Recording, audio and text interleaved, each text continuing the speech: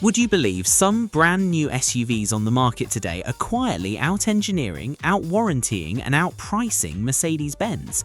Not because they're copies, not because they're cheap knockoffs, but because the entire luxury SUV playbook is getting rewritten in front of us, and Mercedes doesn't seem to have noticed yet. Here's the part that should scare anyone shopping six figures for a three-pointed star. Consumer Reports just placed Mercedes-Benz dead last among mainstream rated automakers for predicted reliability, ahead of only Chrysler. Not top 10, not middle of the pack, last. And J.D. Power's own dependability numbers back it up, showing Mercedes averaging around 210 problems per 100 vehicles, worse than BMW's 196. That's not a typo. The brand that sold you the best or nothing is currently getting beaten on dependability by the brand famous for its own reliability headaches. So today we're counting down 5 SUVs that are quietly shaking the luxury car establishment. Some of them cost tens of thousands less, some of them come with warranties Mercedes simply refuses to match, and one of them is undercutting a Mercedes EV SUV by nearly $30,000 while offering more seats. We're pulling every number from Consumer Reports, J.D. Power, US News, and IC Cars, so nothing here is guesswork. Here's why this matters more than usual right now. Luxury SUVs already carry some of the steepest depreciation curves in the entire industry. A below-average reliability score doesn't just mean an extra trip to the dealership here and there.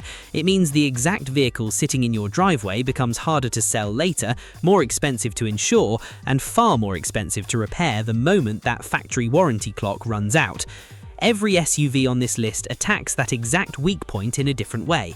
If you're cross-shopping a luxury SUV this year, you need to see this before you sign anything. Make sure you're subscribed to Atif Cars, because we track this stuff every single week, and missing this could cost you real money. Let's get into it. Number 5. The Acura MDX. Here's what most shoppers assume. Acura is the practical, slightly boring alternative to real German luxury. Reliable, sure, but not a genuine threat. Here's the brutal truth. US News 2026 brand warranty breakdown ranks Acura's coverage ahead of Audi, BMW and Mercedes-Benz. The MDX comes backed by a 4-year 50,000-mile bumper-to-bumper warranty and a 6-year 70,000-mile powertrain warranty, plus 4 years of roadside assistance, all standard, no upsell required.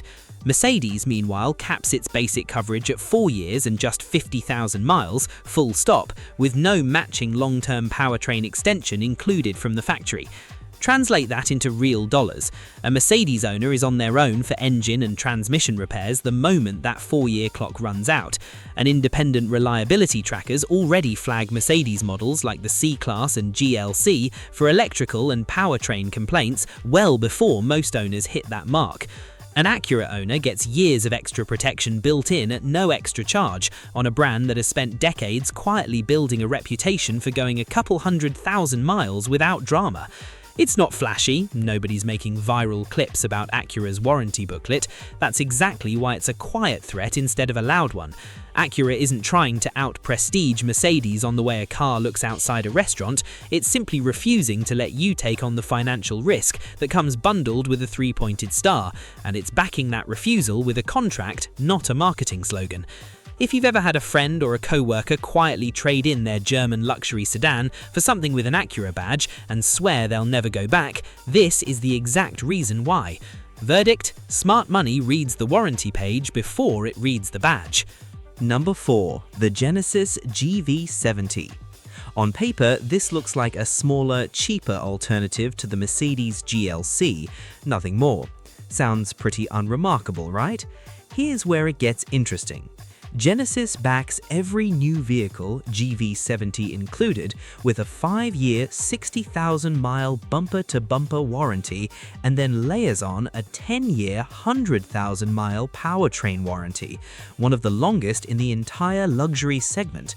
Compare that to the GLC's 4-year 50,000-mile Mercedes coverage, and you're looking at double the powertrain protection and an extra year of full vehicle coverage, standard, no negotiating required. Now let's talk about what happens after the warranty runs out, because that's where the real damage shows up. Independent reliability trackers have logged the Mercedes-Benz GLC at an average score of just 35 out of 100 across its recent model years, citing recurring electrical system, engine and powertrain complaints, with average annual repair costs running higher than the typical luxury full-size SUV. That's not a rounding error, that's a pattern serious enough that owners are reporting it year after year, generation after generation. Multiple dealer and industry comparisons point to the same theme on the GV70 side: better interior materials, better standard tech, and a warranty gap that simply isn't close. This is the quiet threat playing out in real time. Nobody's running RIP GLC headlines yet, but every year Genesis keeps this warranty policy in place while Mercedes doesn't budge. More shoppers who do their homework are quietly drifting toward the Korean badge instead of the German one. Verdict: the GLC still wins the badge on your neighbor's driveway, the GV70 wins the math on your bank statement. Before we get to the next two, and trust me, the numbers get a lot bigger from here, do me a favor and hit that like button if you're getting value out of this so far. It genuinely helps this channel keep making videos like this one. Now let's keep going. Number 3. The Genesis GV80. This is where the GLE and the GLS start to feel real pressure. On paper, Mercedes wins on heritage. In reality, the spec sheet tells a very different story. The GV80's base turbocharged 4-cylinder makes around 300 horsepower, and its twin-turbo V6 option pushes roughly 380 horsepower. The GLE 350 you'd cross-shop it against starts at just 255 horsepower. Pricing tells the same story. The GV80 starts in the high $50,000 range, while a comparably equipped GLE starts several $1,000s higher. And that gap widens once you start adding options Genesis includes as standard. Then there's the warranty again, the same 10-year, 100,000-mile powertrain promise on a 3-row SUV with a 27-inch OLED display, real aluminum and wood interior trim, and 11 standard driver assist features that Mercedes reserves for optional packages on the GLE. And the GLE itself isn't hiding from problems either. Independent reliability tracking puts its average score at just 59 out of 100 across recent model years, with owners repeatedly flagging electrical system, powertrain, and vehicle speed control issues. Now, to be fair, this isn't a total blowout, and we're not going to pretend otherwise just to make a title work. Consumer Reports has ranked the GV80 below average for reliability in its own right, sitting near the bottom among luxury SUV rivals it was tested against. IC Cars data also shows the GV80 currently loses a bit more value over 5 years than the GLE does, so if resale percentage alone is your top priority, Mercedes still edges it out there.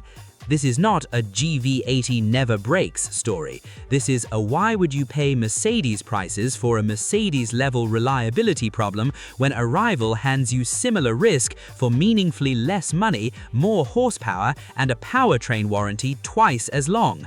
That distinction matters, and it's the honest version of this comparison. Verdict: the GV80 doesn't need to be perfect. It just needs to cost less, make more power, and cover you longer than the SUV it's shadowing, and right now it does all three. Number 2.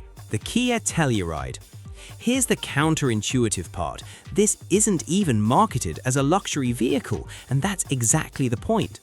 RepairPal's cost of ownership data consistently places Kia among the cheapest brands to actually own, with its average annual repair and maintenance cost coming in well below the industry average, while Mercedes sits well above it, thanks to expensive parts, expensive labor, and, as we already covered, a below-average reliability score from the same reliability body that ranks Kia near the top.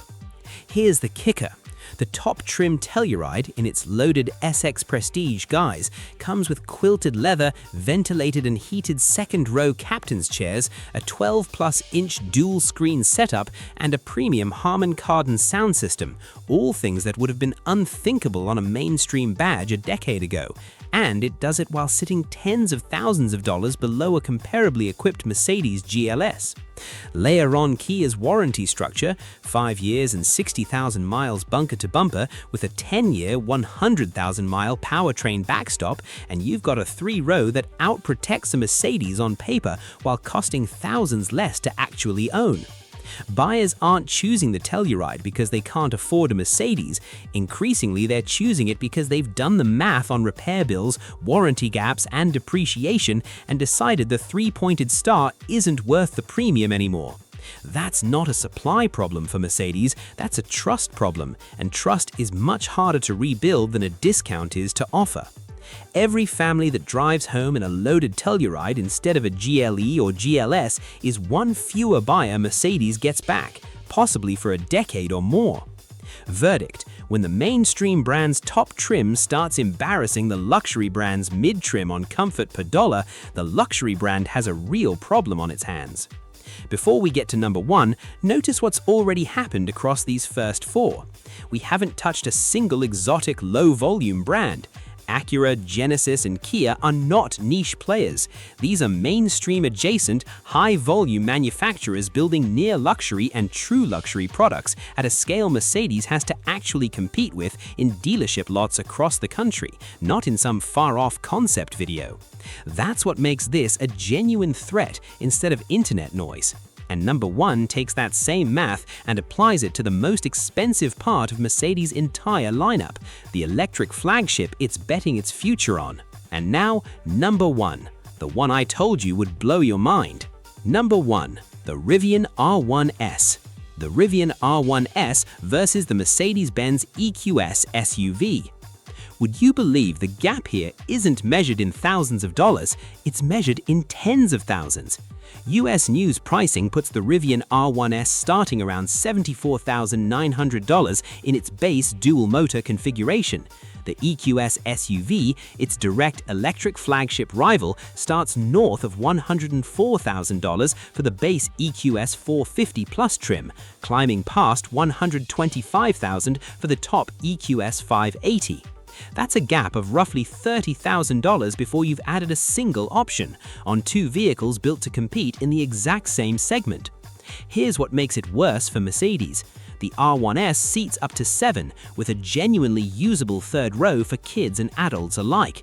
The EQS SUV is best configured as a 2-row vehicle, with a 3rd row so tight it's really only there for the brochure photo. So the cheaper SUV in this matchup is also the more practical one for anyone with a real family to move around.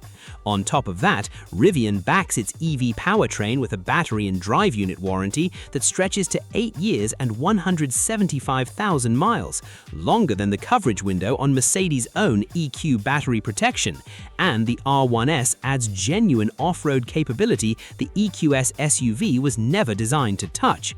Yes, the EQS SUV still wins on outright refinement, cabin hush, and that famous hyperscreen infotainment setup, and Consumer Reports actually scores the EQS reasonably well for reliability among EVs, so this isn't a the EQS's garbage story either. It's a why is the objectively less practical, similarly covered SUV allowed to cost $30,000 more just because of the badge on the hood story. $30,000 is not a rounding error. It's close to the price of an entire second car, sitting on the table purely for 3 letters on the trunk lid. That question, once shoppers actually start asking it out loud, is exactly what's quietly shaking the luxury EV market right now. Verdict: Mercedes built a genuinely excellent electric SUV. It just didn't notice that a 4-year-old American startup built a more practical one for the price of a mid-trim GLE. So here's the pattern running through all 5 of these. None of them are attacking Mercedes with insults. They're attacking with math.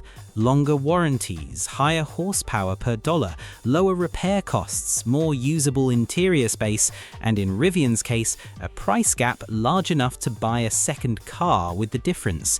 Individually, any one of these might look like a rounding error. Stacked together alongside Consumer Reports ranking Mercedes-Benz last among rated automakers for predicted reliability, they start to look like a pattern the brand can't outmarket its way around forever. Think about what that actually means for someone shopping right now. You walk into a Mercedes showroom, you sit in a beautiful cabin, you get the pitch about heritage and prestige, and none of that is fake. The materials are real, the badge means something to a lot of people.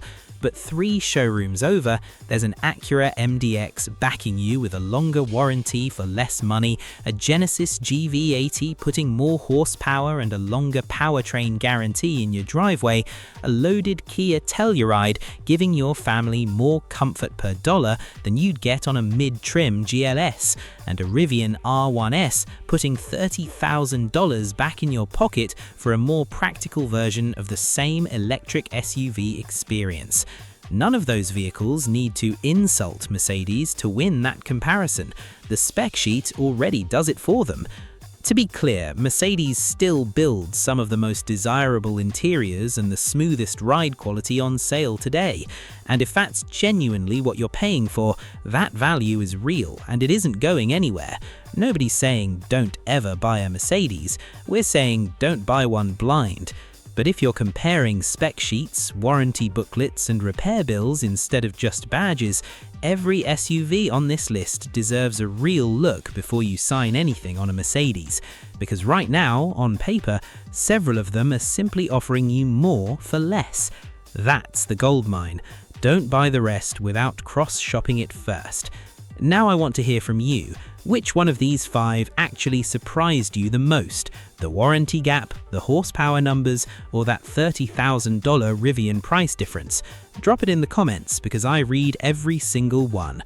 And if this kind of research saved you from a bad decision, or you're currently cross-shopping one of these exact vehicles, hit subscribe because we're breaking down a new segment like this every single week, and you do not want to miss the next one. This has been Atif Cars. I'll see you in the next one.